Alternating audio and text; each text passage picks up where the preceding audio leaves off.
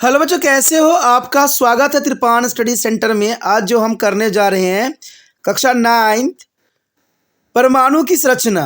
कक्षा 9th का रसायन शास्त्र का जो हमारे समक्ष यहाँ विज्ञान का चैप्टर आया है, परमाणु की संरचना काफ़ी महत्वपूर्ण है हर एग्जाम पॉइंट व्यू से। चाहे आप स्टडी कर रहे हो, चाहे आप कॉम्पिटिटिव एग्जाम की तैयारी कर रहे हो, सभी जगह ये अपना महत्ता रखेगा। इसमें जो है हम परमाणु संरचना के विषय में विस्तार पूर्वक चर्चा करेंगे, वो भी MCQ के अंतर्गत। और ये जो रहेगा हिंदी इंग्लिश दोनों ही माध्यम में रहेगा, तो ये आपके लिए और भी महत्वपूर्ण बन जाता है। इसमें हम रसायन विज्ञान के पाठ्यक्रम पर आधारित हर एक क्वेश्चन को जो है यहाँ पर चर्चा करेंगे और समझेंगे, और ये काफ़ी महत्वपूर्ण रहेगा। चलिए देखते हैं हमारा आज टॉपिक क्या है। यहाँ जो हम कर रहे हैं काफ़ी महत्वपूर्ण चैप्टर है परमाणु की संरचना। देखा जाए तो हमारा यहाँ क्वेश्चन जो आया है वो काफ़ी महत्वपूर्ण है। क्वेश्चन है कि किसी परमाणु में न्यूट्रॉन की संख्या की गणना द्रव्यमान संख्या से डैश घटाकर की जा सकती है। आखिर हम परमाणु संख्या गणना किसको घटा कर सकते हैं? क्या ए परमाणु क्रमांक को, या बी इलेक्ट्रॉनों की संख्या को, या सी प्रोटॉन की संख्या को, या डी न्यूक्लियॉन संख्या को? तो यहाँ काफ़ी क्वेश्चन दिलचस्प है। आप इसका आंसर जो है मुझे बता सकते हो या अपने नोटबुक पर लिख भी सकते हो। इससे अच्छा ये रहेगा कि आप जो है लिख लीजिए सही आंसर, और आप बाद में चेक करिएगा कितना आंसर आपको सही गया। तो इससे आपका ज्ञान का भी सही जो है प्रदर्शन हो जाता है। तो ये काफ़ी महत्वपूर्ण रहता है आपके लिए। आपने अपना आंसर सोच लिया होगा, लिख भी लिया होगा, तो ये काफ़ी महत्वपूर्ण है। देखा जाए तो क्वेश्चन यहाँ पर है कि किसी परमाणु में न्यूट्रॉनों की संख्या की गणना द्रव्यमान संख्या से डैश को घटाकर की जा सकती है। देखिए यहाँ पर ऑप्शन ए जो है परमाणु क्रमांक की बात की गई है। तो क्या परमाणु क्रमांक को घटाकर हम गणना कर सकते हैं? क्या यह आंसर सही हो सकता है? नहीं, ये आंसर सही नहीं हो सकता। परमाणु को घटाकर हम नहीं कर सकते हैं। दूसरा बोल रहा है इलेक्ट्रॉनों की संख्या को घटाकर। क्या आप इलेक्ट्रॉनों की संख्या घटाकर ऐसा कर सकते हैं? ये संभव नहीं है, तो ये गलत है। ये ऑप्शन भी गलत है। क्या सी प्रोटॉनों की संख्या को घटाकर? क्या लगता है आपको कि प्रोटॉनों की संख्या घटाकर हम कर सकते हैं ऐसा? जी हाँ, ये गलत ऑप्शन है। इसको हम घटाकर नहीं कर सकते हैं। इसका मतलब जो है हमारा एक ही ऑप्शन रह गया है, न्यूक्लियॉन संख्या, यानी न्यूक्लियॉन संख्या डी ऑप्शन सही है। किसी परमाणु में न्यूट्रॉनों की संख्या की गणना द्रव्यमान संख्या से न्यूक्लियॉन संख्या को घटाकर की जा सकती है। तो इसका मतलब जो है डी ऑप्शन सही है, न्यूक्लियॉन संख्या। आप न्यूक्लियस संख्या के साथ यानी डी ऑप्शन के साथ जा सकते हो। ये काफ़ी महत्वपूर्ण रहेगा। चलिए देखते हैं हमारे समक्ष अगला क्वेश्चन क्या है। अगला क्वेश्चन हमारे समक्ष आ गया है। अगला क्वेश्चन काफ़ी दिलचस्प है। देखिए यहाँ पर दिया गया है कि नोटेशन, यानी नोटेशन जो होती है ए एक जेड एक्स, यानी ए बटा जेड एक्स में प्रतीक एक्स दर्शाता है। यहाँ पर ये बात आपसे डायरेक्टली पूछ लिया है कि नोटेशन में ए बटा जेड एक्स होती है, तो इसमें जो है एक्स किसका प्रतीक है? एक्स जो है किसका प्रतीक है? ए परमाणु क्रमांक की, बी परमाणु द्रव्यमान की, या सी द्रव्यमान संख्या की, या डी तत्व का रासायनिक का प्रतीक? तो इसमें से कोई भी ऑप्शन हो सकता है। सबसे पहले आप नोट कर लीजिए या मुझे कमेंट करके बता सकते हो पहले कि इसका आंसर क्या है। तो ये काफ़ी महत्वपूर्ण रहता है। इससे बच्चों की जो है कैपेबिलिटी यानी उसकी क्षमता का पता लगता है कि बच्चे कितना तेज़ है, कितने समझदार हैं। तो आप मुझे पहले ही जो है इसका मैसेज कर सकते हो कि मेरा आंसर ये सही था। चलिए अच्छी बात है, ये करना ये आपकी जो है इच्छा पर निर्धारित होता है कि आप ऐसा करते हो कि नहीं। लेकिन चलिए अब हम देख लेते हैं इसका आंसर क्या है। देखिए नोटेशन जो होती है ए बटा जेड एक्स होती है। तो यहाँ पर हमसे ये पूछ लिया है कि एक्स जो है किसका प्रतीक है? क्या वो परमाणु क्रमांक की है? क्या हो सकता है परमाणु क्रमांक की? आपको क्या लगता है? नहीं, ये परमाणु क्रमांक तो नहीं हो सकता है। मुझे भी लगता है गलत। परमाणु क्रमांक तो होता ही नहीं सबसे पहली बात तो। क्या परमाणु द्रव्यमान? जी नहीं, परमाणु द्रव्यमान भी यहाँ पर सही आंसर नहीं है। इसका मतलब ए बी जो है एलिमिनेट हो गया। क्या आपको लगता है द्रव्यमान संख्या?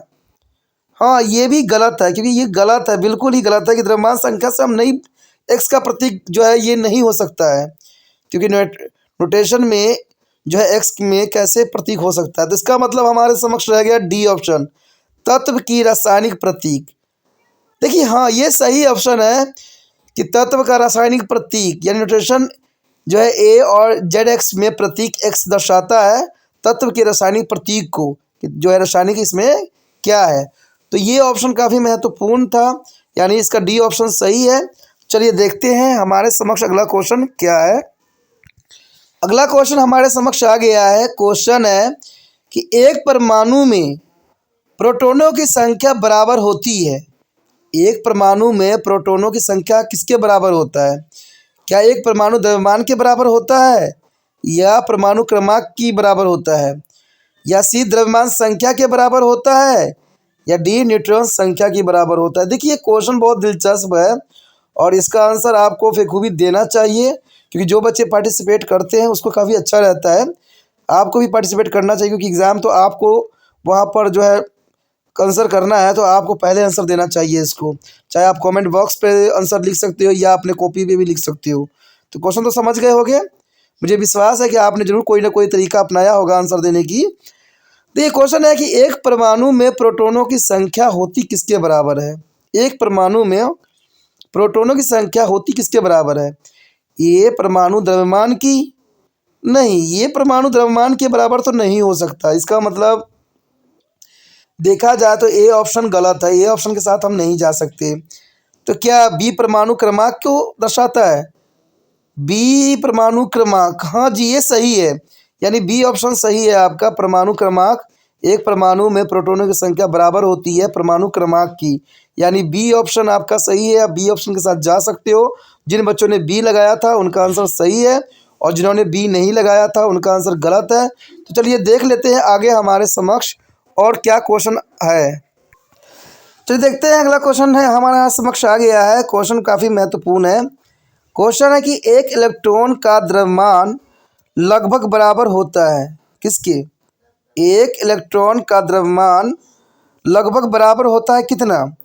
1.6 और 7 गुना 10 की पावर 27 किलोग्राम, बी 9.11 गुना 10 की पावर 31 किलोग्राम, सी 1.67 गुना 10 की पावर 27 ग्राम, या डी 9.11 गुना 10 की पावर -31 ग्राम।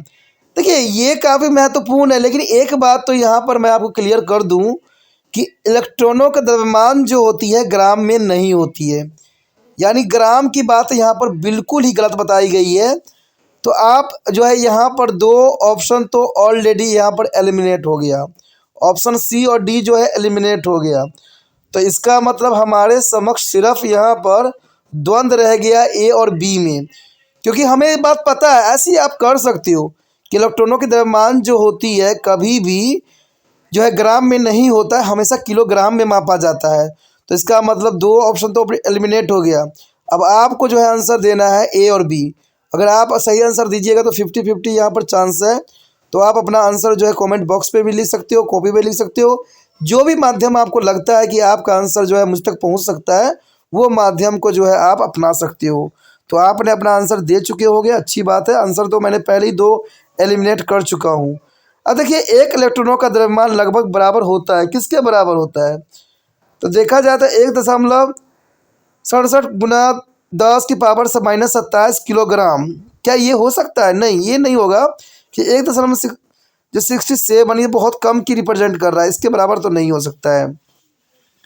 तो इसका मतलब बी ऑप्शन सही है कि 9.11 गुना 10 की पावर -31 किलोग्राम, ये सही है।